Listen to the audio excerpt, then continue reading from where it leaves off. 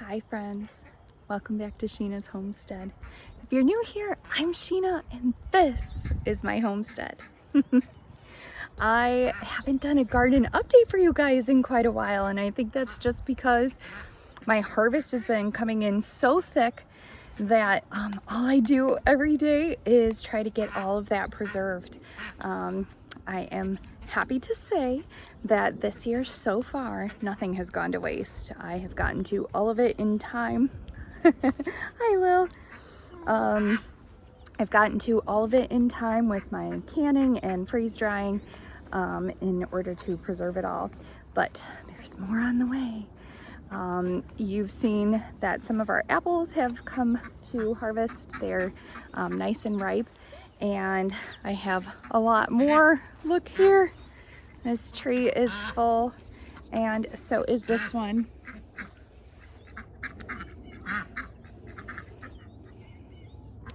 So, yep, that is on the list. I've just not spent a lot of time out here lately because I've been inside canning. If you've seen my past episodes, you know that's true. So yeah, our peaches in the back here are done for the season, but we have a very mature peach tree in the front yard that I've shown you, and it did take on a lot of damage this year with all the storms that we've had. But it still has peaches on it, and we are waiting for those to ripen up. For us, those are usually about mid-September. We love to stagger when those become available to us. So same with our apples. We just have all different varieties so that we can have some at different times, and that I'm not overwhelmed in the kitchen. You can see behind me our grapevines did really well this year. We made some grape juice. That'll be ready in 3 months, so we're excited to try that. I cannot believe how well the grapevines did for being just 1 year old. Very looking forward to next year and the year after and the year after to see how much that provides. But if you have a fence in your yard, I recommend that you plant a grapevine because it is free food and it is so good. The Swenson brand, or I should say Swenson variety of grapes that we planted are the absolute best. And they are prolific providers. So plant some if you haven't yet. But I want to show you this garden here. This was the spot that we had our elderberries growing in. And the elderberries we never really got many of them. The birds got to them before we did.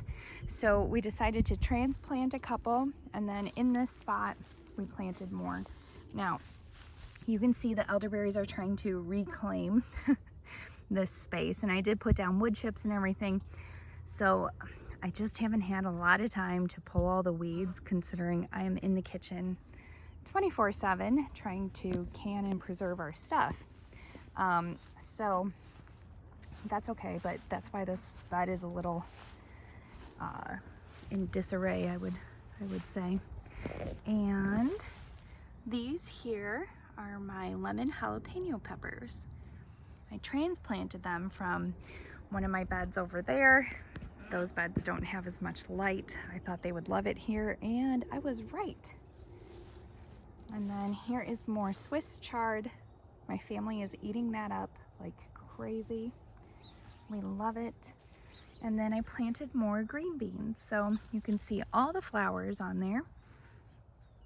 So I think we're gonna get quite a lot of green beans before it gets cold again.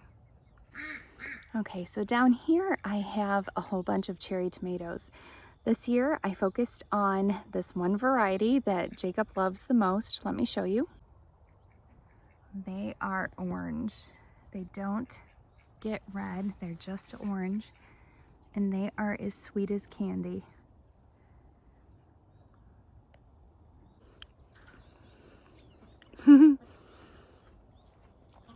I promise you, that is the best cherry tomato I've ever had. I'll link below. I forget the exact name of the variety, but I got them from Baker's Creek, and they are so good. So I'll put that down below so that you can plant those too next year. And then you all know that I planted a lot of Roma tomatoes. A lot. And there's so many. They are so ready to be picked. And this is a giant bowl. I just brought out another bowl because obviously this one is full already. But these have been such a hit. They're such meaty tomatoes on the inside, so they're great for sauces and salsa. We've already put away, I think, 30 jars of salsa, and I think there will be more. So I was telling you guys, I have an episode coming up on Sunday that you've got to watch. I'm making applesauce, and I bought this Johnny Seed, what's it called? Johnny Seed sauce maker. And it's one of those, kind of like the mill where you grind through and it pushes out the skins and the seeds, and you're left with the good parts. Same for apples. So you can do it with apples, you can do it with tomatoes. And let me tell you, I was hesitant because it was $178. I bought the one with a motor. It also comes with a hand crank, so you can do either one. But with the amount that I have to do, I thought the motor would be nice, and I was right. I love it. I absolutely love it. I was doubtful. I thought, is this kind of like a gimmicky thing? Am I really gonna love it? Does it really do its job? Well, let me tell you, yes, it does. The only thing I'm waiting on is to see if it actually lasts a long time. So if it stands the test of time, then it gets 10 thumbs up from me. So this kale bed is just taken over. Oh, and of course we have more tomatoes. And I keep harvesting from this jalapeno plant for our salsa. And this is a pepper. I picked probably about 6 or 7 peppers off of it already. Here's some new ones. Ah, there we go. And these are little tiny tomato plants. They're really amazing. They're the kinds you can get at Trader Joe's, but I grew these from seed. And you can actually put them in a pot and bring them inside, and you can get a harvest all year round. And this is the tomato trellis that Rob built for me. I love it. My tomatoes are still going up, and hopefully over at some point. They probably have about a month and a half more of growing time. Our freeze date isn't until about the 3rd week of October. So we still have a lot more time. Now in this garden bed, I really had a hard time this year planting for fall. And actually when it hit midsummer into fall, the birds kept eating my seeds. Even if I started them inside and brought them out, I'd come out here and there would be a flock of maybe 40 finches, and they would just eat all my little baby plants. So I had a hard time turning this garden over and starting new things, but I am still happy with it because I still have this. Together we planted this broccoli and some Brussels sprouts, as you remember a couple episodes ago, and they are coming up, so that's wonderful. Back here I had planted a whole bunch of celery, and the birds ate every piece, every single seed. And this is my dill. I've let it go to seed so that I can have more seeds for next year. And there's quite a few. And my basil is still hanging on tight. Back here, this got away from me. You just have to make sure that you pinch off any of the flowers. You don't want it to flower, because once that happens, it's just investing all of its energy into that flower and not into creating new leaves. So like this one, gonna pinch the whole flower head off, and that should come back as more leaves. See, these I've done a pretty good job with. But yep, that's the trick. And back here I have some new cucumber growing. I don't know if those will make it before it gets cold, but I'm hoping. And then over here I planted a second round of green beans, and look at that. I already have another harvest. So don't be afraid, guys, when you feel like your plant has done its time, just to pull it out and plant again right in that spot so that you can get another harvest from that area of your garden. That was something I really wanted to work on this year, and I did it. I'm pretty happy with my return on garden space. So I'll give you a little update on our blackberries. This was the year of the blackberry. I finally learned how to prune my blackberries very, very well, and it paid off tenfold because I had, gosh, I wish I had weighed all of them. So we are at the end of blackberry season, but look at how many there still are. I mean, just so many. Like, we're getting signs of early fall there. But we did so well on these this year. I will definitely do a video for you guys to show you how I did this, so that if you have blackberries, that you can get more from your patch next year. Okay, so let me take you over to something that just gives me so much joy, and that is my flowers. So you know that I had a hard time getting started with them. Again, the birds, I think because we had such a bad drought at the beginning of the year, and I was so adamant about watering everything, that my yard was flourishing because I was just so on top of it. And I think that all of the wildlife in the surrounding area found that my yard was the one to be in. And so we had just flocks and flocks of birds and bunnies. And there's a little bunny right over there in the corner right now. And they ate a lot of my seeds. So I had to replant my zinnias over and over and over. I'm not kidding. I think 4 times. Last year I just planted one time, everything came up, it was absolutely gorgeous, it was like the easiest thing ever, and I thought, oh wow, well this year will be the same, and it wasn't. It was definitely a challenge, but look. So I have cosmos and zinnias in this area. These ones are a smaller variety.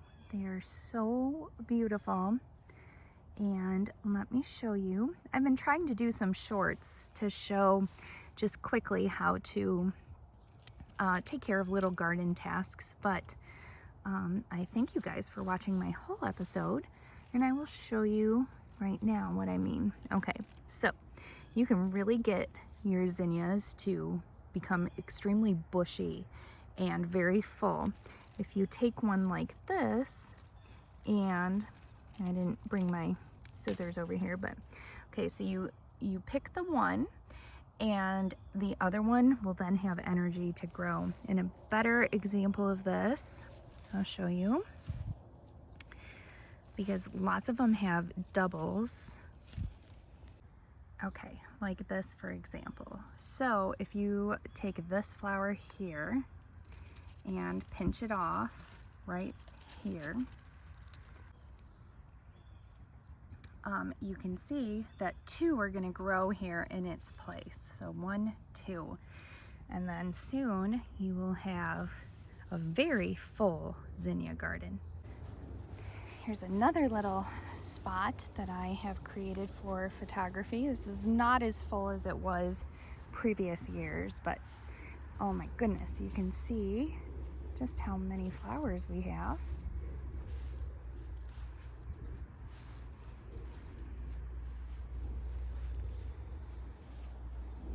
Just so pretty.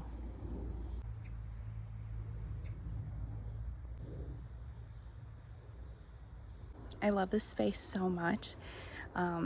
Oftentimes I can hear frogs, of course crickets and things like that, but the hummingbirds really love zinnias, so they will most definitely hang out there. I wish I could find one for you now, but I think it's getting a little late. They've gone back home. But don't you just love this? I so love flower gardens. They were my first love, I think, when I was a kid. You know, I'm a photographer. I would photograph flowers all day, every day. And that was the first thing that I fell in love with photographing. And then as I got older, I started photographing animals and butterflies and things like that. And then of course I had my babies, and that was game over. It was babies from here on out. But you can see why that little slice of heaven is so awesome. And it's so easy to plant zinnias. All you have to do is buy a packet of seeds, make sure the birds don't get them, but you can have a really beautiful space in a short amount of time. So last thing I'm going to show you here is my cucumber vines. Took them a while to get started, but now they're really cooking. Got lots of little pickling cucumbers all over, waiting for them to get a little bit bigger. Oh my goodness. What are you guys doing? Oh my. They got a lot of treats today because I was processing apples. So they got all the ones that weren't perfect. Do you guys like today? You got so many treats. Yes, you did. Hi, babies. Hello. So all of our new babies from this spring, like here, they should start laying really soon. So we are excited about that. Should be any day now. Hi.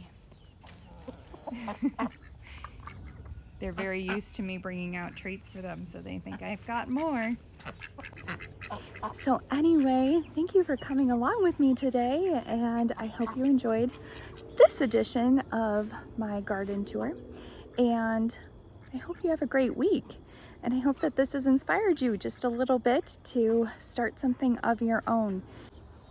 It's never too late to learn new things, to try new things. And I'm already writing down in a journal stuff I want to try for next year, things I want to do different, varieties that I most definitely want to do again. All that stuff is really important so that you can become better and better each year. Well, friends, thank you so much for coming along with me today. I hope you had a good time. I hope that you enjoyed seeing my garden tour and this little update before fall. And I can't wait to see you again soon. Please don't forget to like, comment, share, and subscribe. And don't forget about Sunday's episode. I am making something really awesome. It's applesauce. And I'm using my new machine, so you don't want to miss it. I will see you soon. Bye, friends.